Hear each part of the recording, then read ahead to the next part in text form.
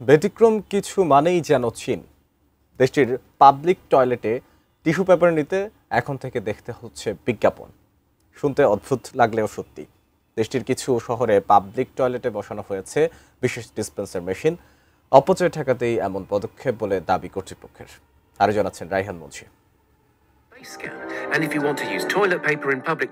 স্ক্রিনে চলছে বিজ্ঞাপন, শেষ হলেই বেরিয়ে আসবে নির্দিষ্ট পরিমাণ টিস্যু পেপার। চীনের জনপ্রিয় পর্যটন এলাকার পাবলিক টয়লেটগুলোতে বসানো হয়েছে বিশেষ এই মেশিন। এ যেন টয়লেটের ভেতরেই তৈরি হয়েছে এক নতুন মার্কেট প্লেস।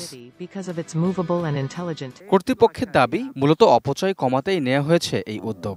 যেখানে আগে যতটা প্রয়োজন ততটাই টিস্যু পেপার নিতে পারতেন ব্যবহারকারীরা। অনেকে আবার টিস্যু পেপার শেষ হয়ে যাওয়ার আশঙ্কায় একসাথে গোটা রোল কাগজ টেনে নিয়ে যেতেন। ফলে ব্যয় যেমন বাড়ত, তেমনি নষ্ট হতো বিপুল কাগজ। তবে বিজ্ঞাপন দেখতে না চাইলে প্রতিটি স্ট্রিপ টিস্যুর জন্য ব্যবহারকারীকে দিতে হবে 0.5 ইউয়ান। কর্তৃপক্ষের এমন সিদ্ধান্তে দেখা দিয়েছে মিশ্র প্রতিক্রিয়া। কেউ কেউ বলছেন, টয়লেটে এসে বিজ্ঞাপন দেখতে বাধ্য হওয়া বেশ অস্বস্তিকর। ডিজাইন, এলিগেন্স, বিউটি, সেরা পণ্য সবার জন্য। জেভিকো।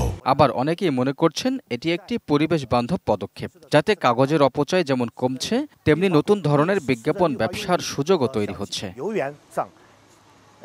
2019 সালে এআই প্রযুক্তি চালুর পর চীনে টয়লেট পেপার ডিসপেন্সারগুলোতে প্রতি 10 মিনিটে একটি করে টিস্যু পেপার ফ্রি পেতেন ব্যবহারকারীরা।